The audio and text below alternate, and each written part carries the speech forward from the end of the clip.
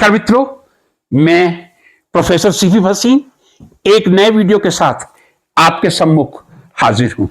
Friends, आज के मेरे वीडियो का टाइटल है जो आपको आश्चर्यचकित भी कर सकता है, some negative aspects of mindfulness और मेडिटेशन। जी हां, सचेतन या ध्यान के नकारात्मक प्रभाव, इस पर चर्चा आज कर लें, शायद हमारे व्यक्तित्व के लिए अच्छा रहेगा। फ्रेंड्स, जब भी हम मेडिटेशन की बात करते हैं तब मेडिटेशन से जुड़ा हुआ एक शब्द जो आजकल बहुत प्रचलित हो रहा है वो है माइंडफुलनेस। माइंडफुलनेस, मैं कह सकता हूं mindfulness is one type of meditation, लेकिन अपने आज के वक्तव्य में मैं माइंडफुलनेस और एंड मेडिटेशन रादर दोनों को सिनोनिम मान के चल रहा हूं। यदि मुझसे प्रश्न किया जाए what do you mean by mindfulness, what do you mean by meditation, I can say practice that involve paying attention to the present moment without judgment and accepting your feelings and things. That concentration is known as mindfulness. यदि मैं हिंदी में इसको दोहराऊं, mindfulness का मतलब है लोगों को तनाव से प्रतिबंधित करने, गंभीर बीमारी से बेहतर तरीके से निपटने और चिंता और अवसाद को कम करने में जो साधन जीवन में मदद करता है उसको माइंडफुलनेस या मेडिटेशन कहा जाता है। मित्रों, इस बात में कोई दो राय नहीं हो सकती कि आज की तनाव भरी जिंदगी में जब हर व्यक्ति तनाव से ग्रस्त है और यदि उसको कहा जाए कि तनाव से निकलने का एकमात्र साधन मेडिटेशन या ध्यान ही है तो इसमें किसी को आश्चर्य नहीं हो रहा होगा। बात बिल्कुल सही भी है। जब कोई व्यक्ति माइंडफुलनेस की तरफ बढ़ता है, मेडिटेशन की तरफ बढ़ता है, तब उसकी अटेंशन कैपेसिटी बढ़ती है, कंसंट्रेशन बढ़ता है, एंजाइटी कम होती है और निद्रा स्लीप बेटर होती है। अपने आप से आदमी अवेयर होता है and the person B kinder towards yourself, अपने आप के प्रति दयालु भी होता है। जब अपने आप के प्रति दयालु होगा तब स्वाभाविक रूप से वो समाज के प्रति भी दयालु होगा। अब एक महत्वपूर्ण प्रश्न मैं उठा रहा हूं, ये जो ध्यान है, मेडिटेशन है, हमें कितने समय तक करना चाहिए? क्या हमें मालूम है मेडिटेशन का सबसे आइडियल ड्यूरेशन कितना है?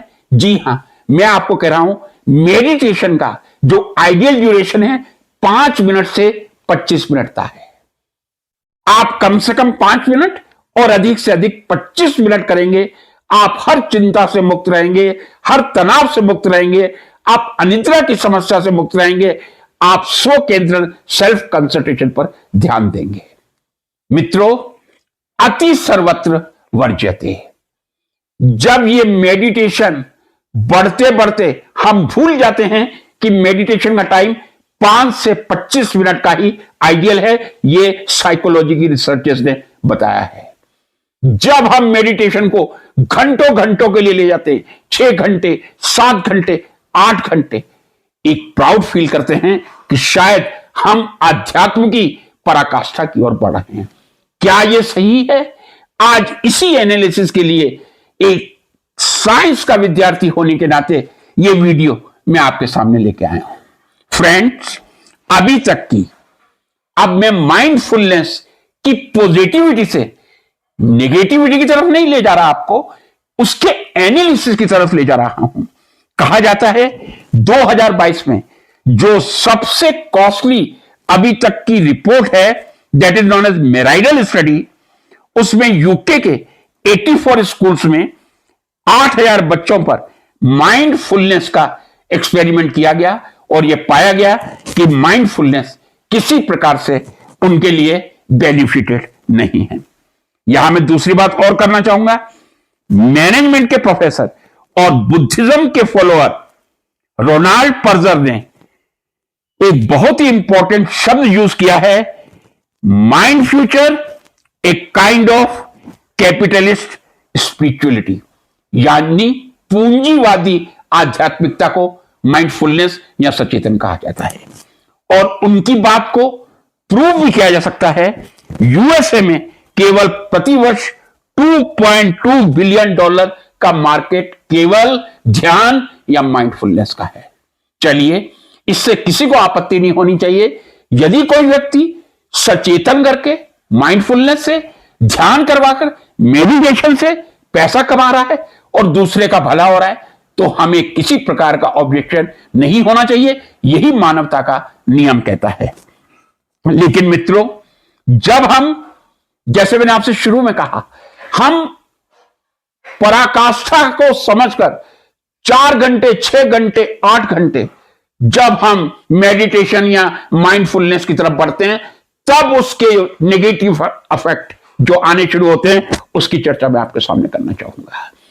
मैं यह भी कहूंगा, कई ऐसे हमारे देश में अच्छे संस्थान हैं जो व्यक्तियों को 10 दिन, 15 दिन बुलाकर पूरी तरह मेडिटेशन में रखकर, मोबाइल फोन की भी अनुमति नहीं दी जाती है, पूरे परिवार और संपर्क से, समाज से कटकर केवल सचेतन या माइंडफुलनेस या मेडिटेशन की तरफ अग्रसर करने का प्रयास करते हैं।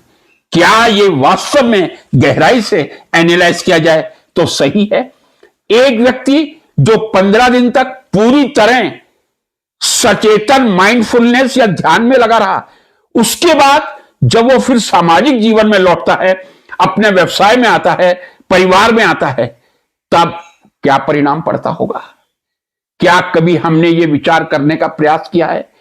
अनेक रिसर्च पेपर इस पर पब्लिश हुए हैं और रिसर्च पेपर ने यह प्रूव किया है कि यदि हम संतुलित समय से अधिक माइंडफुलनेस या सचेतनता की ओर अग्रसर होते हैं, तो फिर कौन कौन सी समस्याएं आ सकती हैं, यह मैं आपको बता सकता हूं। डिसरेगुलेटेड एराउजल। डिसरेगुलेटेड एराउजल मींस आपकी नींद डिस्टर्ब हो सकती है, स्लीप डिस्टर्ब हो सकती है। सेकंड, जिस एंजाइटी को दूर करने के लिए हम मेडिटेशन या माइंडफुलनेस का सहारा लेते हैं, वही एंजाइटी माइंडफुलनेस या मेडिटेशन से एंजाइटी डेवलप हो सकती है। चाहे एंजाइटी साइकोसिस हो या एंजाइटी न्यूरोसिस हो। न्यूरोसिस का तो मैं नहीं कह सकता, लेकिन एंजाइटी साइकोसिस डेवलप हो सकती है if you do the meditation for the longest duration. Friends, problem making decision, आप डिसीजन आसानी से नहीं ले पाएंगे। यह भी मेडिटेशन का एक नेगेटिव परिणाम साइकोलॉजी की रिसर्च के उभर के सामने आया है। मित्रों, कहने का तात्पर्य यह है, मेडिटेशन, माइंडफुलनेस, यह मैं फिर नहीं कहूंगा कि अकेले अमेरिका में $2.2 बिलियन का कारोबार है। आजकल हर चीज कारोबार बन रही है, पैसा कमा रहे, किसी को आपत्ति नहीं है। लेकिन हमें सचेत होने की जरूरत है। क्या हमें 5 से 25 मिनट का मेडिटेशन ही स्वीकार करना है, या हमें 15 दिन समाज से अलग रहकर, मोबाइल से बिल्कुल दूर रहकर एक ऐसी अवस्था में चले जाना है जो मेडिटेशन की पराकाष्ठा है, और जहां से वापस यदि आप गृहस्थी की तरफ लौटेंगे तो एक इम्बैलेंस का सामना आपको करना पड़ेगा। फ्रेंड्स, दूसरी बात और है, जब आप घंटों मेडिटेशन करेंगे, आप परिवार से कटेंगे, धीरे धीरे समाज से कटेंगे, धीरे धीरे देश से कटेंगे। आपका कितना विकास इस माइंडफुलनेस या मेडिटेशन, सचेतन या ध्यान से हो सकता है, यह मैं नहीं कह सकता। लेकिन यह पूर्णतः सत्यापित हो चुका है, 5 से 25 मिनट का मेडिटेशन यदि आपके दैनिक जीवन को तनाव मुक्त बना सकता है, तो लंबे समय का मेडिटेशन आपके जीवन को तनाव युक्त भी बना सकता है। इसलिए मित्रों, हम ध्यान रखें कि मेडिटेशन, माइंडफुलनेस, उसका किस तरह संतुलित रूप से उपयोग करना है। कई बार हमें लगता है, इसमें कोई दो राय नहीं, माइंडफुलनेस या मेडिटेशन, सचेतन या ध्यान एक ऐसी विधि है जिससे आप कंसंट्रेशन को बढ़ा सकते हैं, आप मेमोरी को बढ़ा सकते हैं। लेकिन वही मेडिटेशन घंटों तक करने के बाद जब आपको एंजाइटी की तरफ ले जाता है, जब आपको डिस्कंफर्ट की तरफ ले जाता है, अनिद्रा की समस्या की तरफ ले जाता है, आप इमोशनल इम्बैलेंस्ड हो जाते हैं, तब शायद वो सकारात्मक अधिक और नकारात्मक कम रहता है, सकारात्मक कम और नकारात्मक अधिक रहता है। मित्रों, मैं आशा करता हूं आज के इस वीडियो से संतुलित माइंडफुलनेस यानी एक लिमिटेड पीरियड के लिए हम सचेतन या ध्यान का अनुभव करते हुए अपने जीवन में सकारात्मक परिवर्तन लाएं। जरूर करें। 5 से 25 मिनट जो भी रोज मेडिटेशन करेगा, माइंडफुलनेस की तरफ जाएगा, सचेतन की तरफ जाएगा, ध्यान की तरफ जाएगा, उसका जीवन सकारात्मक से भर जाएगा।